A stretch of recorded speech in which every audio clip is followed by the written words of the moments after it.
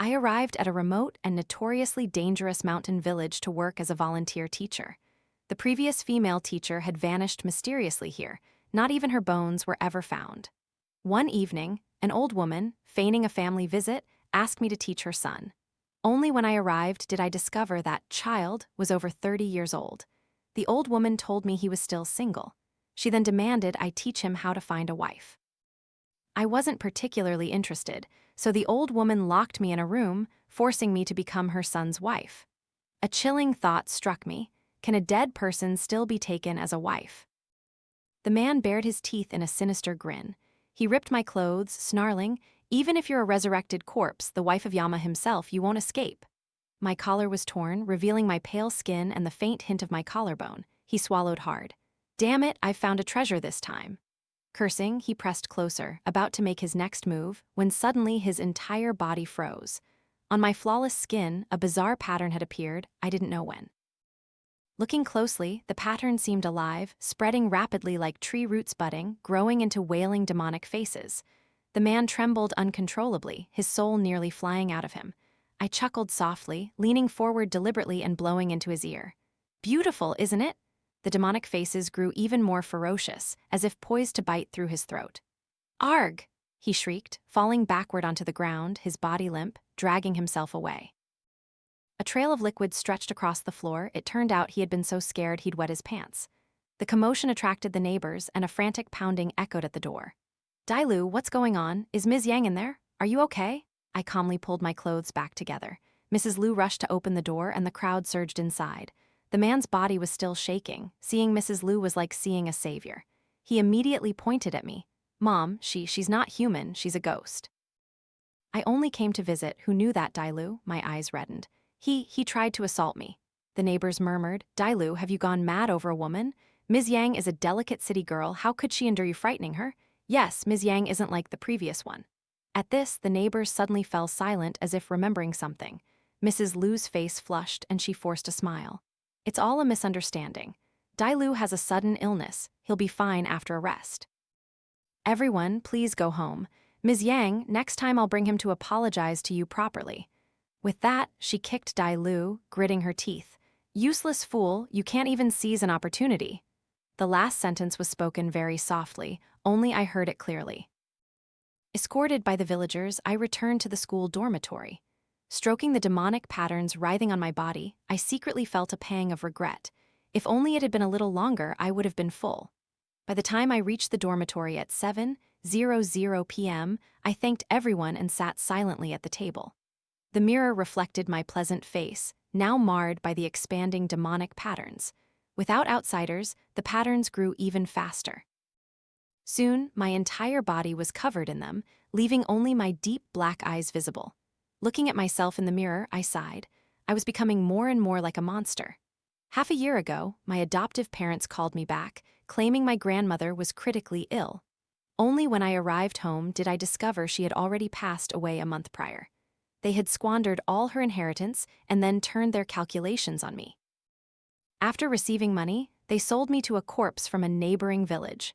They had only tricked me into returning for a ghost marriage. They forced me to perform the wedding ritual with the deceased's portrait, sharing a bed and a mat, then locked me alive in his coffin, securing it with 49 nails. I pressed against the reeking corpse, leaving desperate claw marks on the coffin lid. When the little imps carried the red palanquin to take me away, I realized I had been married to a powerful, vengeful spirit. In just a little while longer, he would have become a regional ghost king. Alas, fate had other plans. A wronged soul came seeking vengeance, leading to a fierce battle. Seizing the moment of his weakness, I swallowed his malevolent energy, returning to my own body. His soul, however, I imprisoned within my soul-guiding lamp. The magical artifact made from his bones was now mine. From then on, I became a vengeful spirit, or rather, a living corpse. I took the lamp to my adoptive parents' house, tormented them terribly, and then began to wander. My first destination was this village. My best friend had disappeared here, and I needed to uncover the truth. Coincidentally, I met a girl who was planning to come here to teach. I orchestrated a diversion to lead her away from this dangerous place, then assumed her identity to come here. Knock, knock, knock. A knock echoed at the door. I sobered up and the demonic patterns slowly receded. A little girl holding a crumpled book timidly looked at me. "Teacher, I have a problem I don't understand. Can you teach me?" I smiled kindly and invited her in. An old photograph fell from her book. I picked it up. It was a picture of her with a young woman. Before I could examine it closely, she quickly snatched it back, carefully tucking it into her pocket. "Lin, who is that?" "You two look very close." "That's Ms. Lin," she replied. "The previous volunteer teacher, she was as kind as Ms. Yang." "So what about Ms. Lin? Did she go home?" Lin's eyes suddenly darkened. "I don't know. One day she just disappeared and didn't come to class anymore. Everyone in the village said the conditions here were too difficult and Ms. Lin couldn't bear it, so she went home. But I believe Ms. Lin isn't like that. If she wanted to leave, she would definitely tell us first." Lin spoke softly, her small hands clenched into fists. Overcome with emotion, she accidentally cut a long gash on her hand with the edge of the book and fresh blood welled up. Seeing the crimson drop of blood, my eyes slowly turned bloodshot.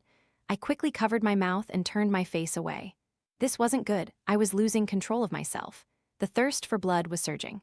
"Teacher, are you okay?" Lin approached, looking at me worriedly. "Why are your eyes red?" Swallowed hard, silently backing away from her. "I'm fine, it's just a relapse of conjunctivitis. An old ailment, it'll get better later. But your wound needs to be treated immediately. I'll go buy some band-aids for you. Please wait here." Lin nodded obediently. I hurried out of the dormitory room. Any longer, and I feared I wouldn't be able to restrain myself. All along the way, the scrutinizing gazes of men lingered on me. In those stares was desire, calculation, and possession. As if I were merely a piece of meat on a chopping block, waiting to be carved. Women in this village seemed very rare, or at least rarely appeared in crowds. I didn't see a single woman throughout the entire journey. The owner of the general store saw me, a bright smile suddenly spreading across his face. He stared at me and jokingly asked, "Ms. Yang hasn't had children yet, right?" I smiled. "No, but I have a deceased ex-husband." He was startled. "Oh, Ms. Yang is married? I didn't realize." "You look so young, I thought you were a maiden, but being married is fine. It doesn't affect childbearing." I forced a smile, changing the subject. If I let him continue, I feared I wouldn't be able to resist lunging forward and tearing out his throat. "Ms. Yang, has Lin run off to you again?" A woman approached. It was Lin's mother, Aunt Wang. Seeing me nod, she frowned, cursing incessantly. "This naughty child, I told her studying is useless. She'd be better off marrying early. San Hoa next door her age already has a house full of children." Aunt Wang huffily led me back to the dormitory. Seeing Aunt Wang, Lin's face suddenly turned pale. She clutched my sleeve, her voice choked with tears. "Teacher, this might be the last time I see you."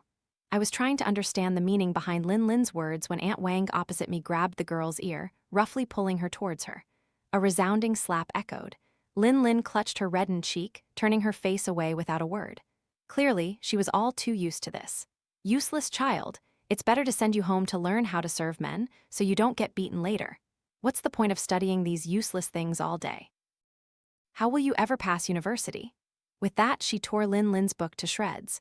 My hand tightened around a crumpled piece of paper. This was what Lin had just slipped to me. Although I no longer felt pain, the paper still bothered me. Aunt Wang led Lin away, her cries gradually fading. I opened the paper. On it were two large, haunting words, "Save me, save me." Why did Lin leave this message for me? And what was the meaning of "the last time I see you"?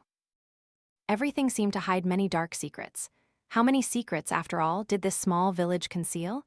As the thought flashed through my mind, two thin wisps of smoke emanated from the soul-guiding lamp. Beneath the lamp, three shadows writhed at my feet. Two of them became increasingly agitated, from which two little imps emerged. These were my husband's former subordinates, which could also be considered his legacy. The two imps bowed submissively, approaching me and respectfully saluting, "Madam." I folded a paper figure, placed it on their shoulders, and told them to follow the mother and daughter. I had to see what secrets they were hiding.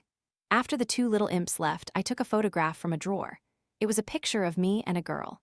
That girl was Ms. Lin from Lin's photograph, my best friend Lin Chia. I ran my finger over Chia's face as if returning to the old days. I came from poverty. My parents died young. My greedy aunt and uncle took me in for the house. Chia was completely different. She came from a wealthy background, a rich young lady, but without any arrogance. Everyone said we were worlds apart, yet we were the closest. Perhaps because of her privileged background, everyone she met treated her kindly. Thus, she developed a naive personality, always wanting to help the vulnerable. As for me, I quickly understood the malice in human hearts. Back then, I often thought, it's okay, no matter how good or bad people's hearts are, I will try to protect her. Because she was the only person in this world who was kind to me, second only to my grandmother. She wanted to teach in the Highlands, and I immediately agreed to go with her. The day before we were supposed to leave, my adoptive parents tricked me into returning to my hometown for a ghost marriage. Perhaps Chia had waited for me for a very, very long time back then. Ironically, now I had become a vengeful spirit, and she too had disappeared in this small village. In the end, we both shared the same fate. Sighing, I put away the photo and observed the situation through the paper figures carried by the two little imps. The imps were leading the paper figures, trailing the mother and daughter from a distance. One nudged the other with its shoulder, its voice deep and muffled. "Hey, little black, let's take this chance to escape. Why should we keep being a minion to that woman?" Little black flinched, swatting its companion's arm away. That woman dared to swallow our former master whole. Her dark energy is even stronger now, we can't possibly fight her. Moreover, our soul anchors are all in her lamp. Aren't you afraid she'll just wave her hand and scatter our souls? Big Black was about to say more but was nudged again by Little Black. Angrily, it turned its head to scold Little Black, only to find the paper figure on its shoulder staring intently at it. It immediately changed its tone. "You're right, our old master was too stingy. Madam treats us much better." Little Black subtly rolled its eyes. I withdrew my gaze, no longer paying attention to the two imps, and began to observe Lin Lin and her mother. Aunt Wang was leading Lin Lin away, clearly not towards their home. Where was she taking the girl? Looking at their direction, it seemed they were heading down the mountain. Indeed, along the way, Aunt Wang glanced left and right, stealthily taking Lin Lin to the edge of the village. Two men were waiting there. Lin Lin resisted, but Aunt Wang violently dragged her along. The man scrutinized the girl from head to toe as if appraising merchandise, then nodded in satisfaction. "Good merchandise. I'll give you 30,000 for her." Aunt Wang gleefully took the money. "We've raised this little one well, waiting for this day, and think how many eggs we fed her." After counting the money, she carefully tucked it into her pocket, then pulled out an old phone and showed it to the man. "What do you think this girl could fetch? She's older, but very pretty, you know." I made the paper figure jump onto the man's shoulder, looking at the phone screen with him. The photo was of me, taken secretly. The man's eyes immediately lit up. "This girl is delicious. If you can lure her here, I'll pay you this much." He held up one hand, signaling 10. Aunt Wang's face broke into a radiant smile. All right. Next time you gentlemen come, I'll definitely lure her here. You'll have to be quick. A few other families are already eyeing that girl." I watched these people coldly. If this village treated its own daughters like this, what torments must Lin Chia have endured? It was hard to imagine. After Aunt Wang left, the two men expertly bound Lin Lin, who was trying to escape, and forced her to drink a sleeping draft. They weren't in a hurry to leave and began to chat. Who knows what those outsiders collect girls for? How can they compare to boys? Let them be, as long as we have money. Luckily, this village also values boys over girls, making it convenient for us. The two men were about to drive away, but found the car wouldn't start. "What's wrong? Is the car stuck?" One man got out and looked under the chassis, only to discover a terrifying-looking ghost staring at him. The ghost opened its mouth, its long, coiling tongue snaked out, wrapping around the man's neck once, then again, slowly tightening. He tried to cry for help but found he couldn't make a sound. Luckily, his accomplice also got out of the car then. He desperately tried to reach out to his accomplice, but suddenly froze midair. On his accomplice's shoulder stood a paper figure, grinning grotesquely, and the accomplice, without him realizing, had already been drained of all life force, reduced to a dried husk. I let out a satisfied cold hum. I'd been here long enough. Finally, I had a full meal. The bizarre demonic patterns on my body shifted contentedly, slowly spreading across my entire form. The paper figure jumped down, and under the man's terrified gaze, it slowly approached him. A strange, guttural chuckle echoed. It crawled onto his neck, opening its mouth at the same time as I did. Crack! His neck was bitten through. "Madam, what about this child?" Big Black pointed at Lin Lin, lying on the ground. "Are you going to eat her too?" Big Black had barely finished asking when Little Black flicked him on the forehead. "Fool! Madam definitely wants to save her." I told Big Black and Little Black to take Lin Lin to a small cave, a very secluded spot, perfect for hiding someone. Before long, the villagers discovered the two bodies of the traffickers, or rather, not bodies, but two thin layers of skin. When they found them, they were already covered in flies and maggots. Black crows circled above, cawing intermittently. People chased away the crows, covering their noses and using sticks to flip over the 2 sheets of human skin. Aunt Wang's eyes flashed with horror. The tattoo on the skin was all too familiar to her, identical to the tattoo on the trafficker. The old village chief tremblingly took a puff from his pipe, slapping his thigh. "It must be ghosts returning," he exclaimed. "How else could normal people die like this?" I stepped forward. "Everyone, don't panic. There are no ghosts in this world." Those criminals looked vicious. It's very likely they're hiding in our village. For everyone's safety, I suggest we report it to the police. "No, don't call the police." Many voices in the crowd cried out simultaneously. I glanced around. It was Lin's father, Uncle Wang Dailu, who had tried to assault me, and several others. Their faces were filled with terror, secretly glancing at each other. The old village chief spoke up. "Ms. Yang, you don't understand. This place is rugged and dangerous, full of wild beasts. People are often carried away by them. Once the beasts get a taste, they'll periodically gather to attack the village. By our calculations, the next attack is due soon. It's not good to send people out or bring strangers in right now. These 2 are outsiders anyway, we can just bury them casually." Everyone readily agreed. I said nothing more. The crowd dispersed, and I secretly went to the cave. Lin saw me, her eyes shining brightly. "Teacher, it turns out you saved me?" I gave Lin a loaf of bread. She took it and devoured it. Halfway through, she choked, tears streaming down her face. This was a physiological reaction I would never experience again. I couldn't cry anymore. "Eat slowly," I said. "Tell me what really happened."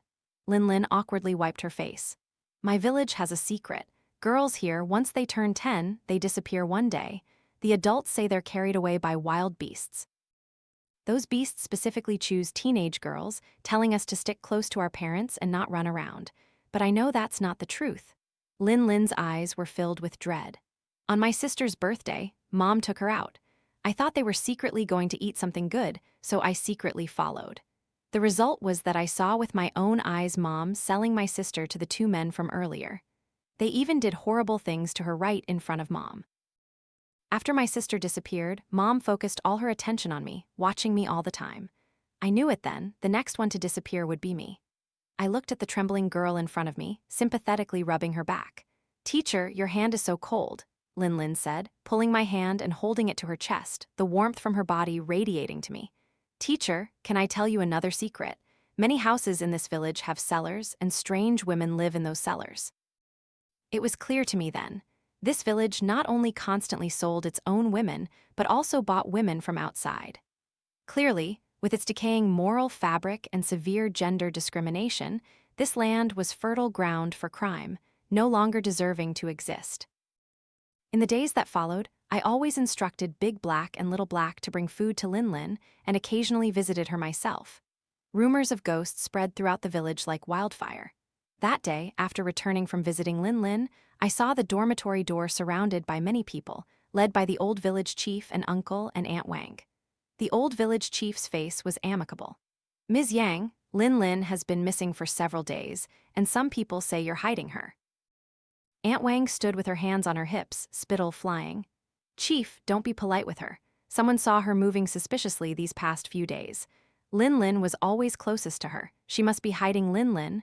Don't you all see it? Our village has always been peaceful, but ever since she arrived, things have been happening one after another. I think she's the ghost who killed those 2 men. My face paled. "Aunt Wang, don't falsely accuse people. This is modern society. I'm just an ordinary teacher. Look at my weak hands. How could I fight 2 strong men?" The old village chief frowned, looking awkward. "Ms. Yang, then how do you explain your suspicious movements these past few days?" Uncle Wang interrupted the old village chief, his eyes fixed on me with smug satisfaction. "What is there to explain? Chief, I think we should just arrest Ms. Yang first and interrogate her later. Otherwise, who knows how many more people our village will lose?" The people behind him chimed in, their eyes on me like predators eyeing prey. Their greed was no longer hidden. Seeing the situation, I understood. Regardless of the truth, they were determined to pin this crime on me. My heart was cold as ice, but I put on a tearful face. "Chief, I'll tell you the truth then.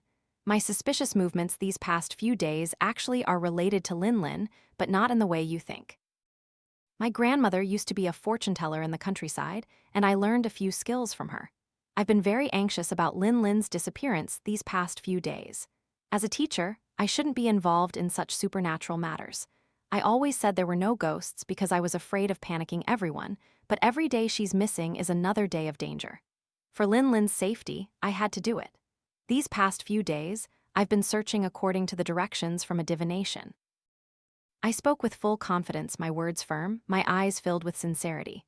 A science teacher suddenly engaging in occult practices? The villagers felt something was off. Seeing they still didn't believe me, I continued. Zhang Yu, I see your face is dark. Beware of unexpected misfortune. Kaiyan Xuan Mai, go check your husband's shoe soles to see if there's any hidden money. See you, your elderly mother has fallen in the yard and can't get up. Why don't you go check on her? No sooner had I finished speaking than a stone fell from upstairs, hitting Zhang Yu directly on the head, blood gushing out. Kaiyan Xuan Mai also found hidden money in her husband's shoe and was pinching his ear, scolding him. Yu's face changed color at the sight, and he immediately threw down his stick and ran home. I smiled, full of mysterious allure. The stone was thrown by Big Black, and the money was also placed by Big Black. Yu's mother's fall was witnessed by Little Black. At this, everyone's gaze towards me had changed. I then looked at the old village chief. Chief, congratulations, your ancestors buried a chest of gold ingots in your yard. Go dig it up tonight and see. The old village chief's face beamed with delight upon hearing this. He cleared his throat. Dismissed, you've all seen how powerful Ms. Yang is. Ms. Yang is innocent, and you all should abandon the idea of arresting me. Instead, they vied to get closer to me. Aunt Wang bit her lip, asking hesitantly, so, Ms. Yang, have you divined where Lin is now? I shook my head. I'm sorry, Aunt Wang, the latest divination indicates she's in the southeast, likely already down the mountain. Aunt Wang left with the other villagers. Once everyone had left, I took out some paper and began crafting. Each paper gold ingot I shaped, with a bit of visual trickery, transformed into real gold bars. Big Black and Little Black carried the chest of gold, secretly burying it in the old village chief's yard. That night, joyful news spread from the old village chief's house. In front of the crowd, sparkling gold bars were dug up, almost blinding everyone. Some ill-intentioned individuals turned green with envy. Fortunately, the old village chief's house had many able-bodied men, preventing any bloodshed. After that night, I became renowned throughout the region. No one dared to treat me as an ordinary woman anymore. The old village chief's family treated me with even greater reverence as a distinguished guest. My influence in the village soared like a kite in the wind. Ms. Yang, could you please tell if her belly carries a boy or a girl? Uncle and Aunt Wang looked at me expectantly. I opened my divination and smiled. Congratulations, Auntie, this belly is carrying another baby girl. Upon hearing this, Uncle Wang's face changed. He kicked Aunt Wang, sending her sprawling. You unlucky wretch, why can't you bear a single boy? I spent 800,000 to buy you. You have to give birth to 10 children before you can leave. Aunt Wang's face was ashen. She glanced at me, her look implying she wanted me to intercede. I turned my face away, pretending not to hear or see, even wanting to whistle a tune. Indeed, evil begets evil. The couple left in a miserable state. I opened a cabinet and took out bone fragments, reassembling them piece by piece. These were Lin Chia's remains. Every night for the past few days, I had sent Big Black and Little Black to search for her bones. Her remains were scattered everywhere, but now they were almost complete. It was time to act. As this thought arose, the paper figures on the table uniformly stood up, and strange chuckles echoed in the room. I raised my hand, and the paper figures leaped onto my fingertips one by one, crawling up my arm. They stood on my shoulders, on my head. The flame in the soul-guiding lamp flickered, and 2 souls shrieked in agony. It seemed the souls of those 2 traffickers had not yet been fully refined. I sighed. There were still too few usable souls, but that was all right. After tonight, the soul-guiding lamp would have a few new friends. I led Big Black, Little Black, and the paper figures to the mountaintop, looking distantly towards those sinful households. Go! At my command, Big Black and Little Black respectfully bowed. Each imp, leading a few paper figures, placed them in individual houses. Through the paper figures, each household had its life force drained by me, turning into dried husks. Tonight was a night of great vengeance. The next morning, the old village chief led a frantic group of people to my dormitory. As soon as he stepped through the door, the old village chief was astonished. Ms. Yang, after only one night, you look even more beautiful. I smiled gently. It's thanks to the good feng shui of this village. Good land nurtures people, you know. But chief, why have you brought so many people to see me? When the main topic was mentioned, the old village chief immediately became serious, his voice carrying a hint of fear. Ms. Yang, no, immortal Yang, please save everyone, save this village. It's her, she's back for revenge? I feigned out. Chief, don't be hasty, what exactly happened? Tell me clearly, then I can see if I can help. The old village chief hesitated, glancing at the others before making a decision, slowly beginning to speak. It's like this, Ms. Lin, the volunteer teacher from before, you know. Actually, she didn't run away, she died in our village. Next, the old village chief recounted the cause of Ms. Lin's death. Of course, it was a rosy version, embellished with all sorts of details. Killers never admit to killing. In their mouths, Ms. Lin's death was due to all sorts of unfortunate circumstances. But it didn't matter. Through my subtle inquiries, I pieced together the truth. Half a year ago, Lin Chia, full of passion and the ideal of saving the world, came to this remote and impoverished village. Initially, the villagers were all very enthusiastic towards her. This made the already naive girl even more unwary. But before long, she was noticed by a family who wanted to take her as a wife. Coincidentally, that family was the Liu family. Back then, they tried to capture Lin Chia. Now they wanted to capture me. Mrs. Liu tricked Lin Chia, locked her in the cellar, wanting her to bear children for her sick son. Unfortunately, too many people had their eyes on Lin Chia. She was discovered as soon as she disappeared. Uncle Wang led a group of people to the Liu family's house, brandishing slogans of justice, forcing the Liu family to hand over Lin Chia. Having finally caught their prey, Mrs. Liu naturally refused. After much negotiation, the families decided that Lin Chia would bear a child for each family in turn. 7 days a week, not a single day free. After several months of captivity, Lin Chia's spirit almost collapsed. She was confined in a dark cellar, enduring torment and beatings from different people every day. The cellar walls were covered with her claw marks, just like the marks I left in my coffin. Finally, one day, she found an opportunity to escape. Unfortunately, she hadn't run far before she was caught again. What awaited her was a more brutal beating than ever before. Someone struck too hard, accidentally killing Lin Chia. The group panicked and sought help from the old village chief. The old village chief hesitated for a long time, finally deciding to use a family secret: dismember Lin Chia's body and bury the parts in different locations. They believed that by doing so, she wouldn't be able to turn into a vengeful spirit and seek revenge on them. After hearing the old village chief's story, I promised to do everything in my power to help them. The villagers left, reassured. That night, the old village chief had a dream. In the dream, an immortal with a flowing white beard appeared before him, scoffing at them for worshipping a harmful, vengeful spirit as a deity. "Your day of reckoning is near," he declared. The old village chief, hearing this, became frantic and quickly knelt before the immortal, begging for guidance. The immortal stroked his beard, saying profoundly, "That ghost is a type of vengeful spirit. Its foundation is not yet deep.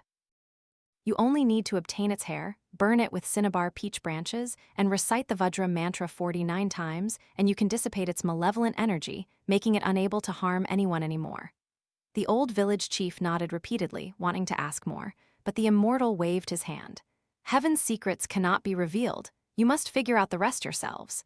Exorcise the ghost early. Delay will be too late." With that, the figure gradually faded. The old village chief woke up. It was still pitch black outside. He sat up, smoking one pipe after another, finally making up his mind. "Wife, go call Dai Lu and the others here. I have an important matter to discuss." I sat by the window, my pitch-black eyes fixed on the old village chief's house. That damn ghost husband, even after being devoured, still wasn't at peace. He dared to split a fragment of his soul from the soul-guiding lamp to escape, masquerading as an immortal to appear in the old village chief's dream, dreaming of dealing with me. What a pity. I had originally planned to let them live a little longer. This time, I didn't use paper figures. I went to the old village chief's house myself. The old village chief, Dai Lu, and Uncle Wang were discussing plans to deal with me. Their faces clearly showed fear and suspicion. "Chief, are you telling the truth? Is that Ms. Yang really? That thing?" The old village chief took a deep drag from his pipe, his face grim. "For now, we have to deal with the burning issue. We'll follow the instructions in the dream. If the dream is false, Ms. Yang can't be allowed to stay. We'll handle it the old way then." The others nodded, starting to think of ways to get my hair. I chuckled softly, a chilling sound echoing through the room. "No need to discuss. I've brought it to you myself." Their faces turned white, shrinking back, looking around in panic. Locks of hair descended from the ceiling in front of them, slowly coiling around their necks like nooses. Is this enough? If not, there's more. As soon as I finished speaking, more strands of hair burrowed into their mouths, ears, and noses, especially the old village chief's. The hair penetrated deep into his brain, violently stirring it. I closed my eyes, carefully searching for the sole fragment of the escaped ghost husband. Found it. In an instant, the fragment was crushed and absorbed by me. At the same time, the old village chief immediately turned into a dried husk. That night, 7 evil people in the old village chief's house, except for Uncle Wang, all died tragically. I returned to my room, satisfied. I hadn't slept long before I was woken by a knock at the door. Opening it, the old village chief's son's face was even paler than mine. He knelt before me. Ms. Yang, please save everyone." My father and several others last night were all killed by the vengeful spirit. I helped him up, about to say something, when Uncle Wang rushed forward, his eyes red. "Everyone, don't believe her anymore. She is the vengeful spirit. We've all been deceived. Last night I saw with my own eyes how she drained their life force, turning them into dried husks." The old village chief's son froze. He unconsciously took a step back. I calmly said, "I was just about to tell everyone about this." Now the vengeful spirit has possessed Uncle Wang. The chief and the others were all killed by him. "What did you say?" Uncle Wang's face was filled with indignation. He wanted to kill me but dared not approach, only standing far away and cursing. Immediately afterward, his expression changed, his eyes vacant as he grabbed a knife and struck the person next to him. Seeing the chaos, I loudly declared, "Everyone, don't panic. I will help you suppress the vengeful spirit." With my help, everyone managed to subdue Uncle Wang and bind him. The old village chief's son wiped sweat from his brow, asking me, "Ms. Yang, what should we do next?" I feigned hesitation. The old village chief's son understood. "Just tell us directly and we will follow." "All right then. Now Uncle Wang and the vengeful spirit have become one. They cannot be separated. To eradicate the vengeful spirit completely, the only way is to burn him alive. However, by doing so, Uncle Wang will also die." The villagers' faces were filled with difficulty upon hearing this. Uncle Wang's wife turned ashen, almost fainting. No one spoke. Everyone waited for someone brave enough to step forward. The old village chief's son gritted his teeth. "My father was the village chief, so I will be the one to bear this burden. After Uncle Wang dies, we will build a temple for him, forever remembering his contributions to the village." I nodded, instructing the villagers to erect a cross-shaped stand in the middle of the village and bind Uncle Wang tightly to it. The old village chief's son lit a fire and threw it into the pile of straw at the base of the stand. Crackling sounds erupted, mingled with Uncle Wang's agonizing groans. He looked at everyone with venomous eyes, cursing, "You serve the vengeful spirit, you will regret it. You all must go to hell, there's no escape. I'll wait for you down there." The villagers seemed to collectively agree to forget that night, never mentioning Uncle Wang again. The horrifying incidents of vengeful spirits harming people also did not recur, except for Uncle Wang's wife. After witnessing her husband being burned to death, she went insane. Everyone returned to their peaceful lives as before, and crime began to simmer and revive. One family gleefully brought back a young girl, telling outsiders she was their new daughter-in-law, still a university student. They invited me to see an auspicious time. I happily accepted. The student was like a frightened rabbit, covered in injuries, her hair disheveled, looking warily at everyone. I told her I was a volunteer teacher who had come here. The student's eyes immediately lit up. She secretly asked if I could help her go home. I lacked Dao to raw bat Luke. The light in the girl's eyes dimmed. She didn't realize that a small red dot had appeared on her shirt. On the country's largest livestream platform, a strange livestream room suddenly appeared with the title Life of a Mountain Woman. At first, people didn't pay attention, but gradually they realized something was wrong. This woman was constantly beaten and humiliated by her in-laws, even locked in the yard. Listen to what her mother and son said. Was any of it right? Things like, "This little one must be guarded very carefully, if not, break her legs." Or, "My daughter-in-law is much better than the one Mr. Wang next door bought." The level of cruelty was too great, and the livestream room was quickly locked. However, the events mentioned in the livestream caused a storm across social media, the intensity growing. This person must have been kidnapped. Have her family seen the livestream? Where are the authorities? Investigate quickly. Does anyone have the video? I want to see it. The police did not disappoint. After technical investigation, they finally located the small village. The villagers were still happily enjoying a banquet. A group of police officers suddenly stormed in, apprehending everyone. They dug up countless human remains in the village land. I also cooperated with the police investigation, providing many clues. With ample witnesses and physical evidence, the villagers were convicted of human trafficking and imprisoned. The women who had been sold were all rescued. Some embraced their families, weeping uncontrollably. Others were too ashamed to return home and committed suicide. Some refused to testify for the sake of their children. Lin was also sent to an orphanage. "Ms. Yang, did you broadcast that live stream?" the police asked me before leaving. "We investigated. The volunteer teacher originally assigned here never arrived. Who exactly are you?" I smiled. "I'm just an ordinary teacher." The village now became a truly desolate ghost village.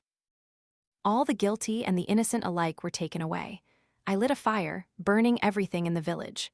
Black smoke billowed into the sky, seemingly carrying all the sins with it. "Madam, where do we go next?" I did not answer. I merely touched the necklace made from Lin Chia's bones, holding the soul-guiding lamp, and walked out of the sea of fire, silently stepping into the darkness alone. I am a demon climbed from hell, and of course, I must head towards the next earthly hell, the next place full of sin.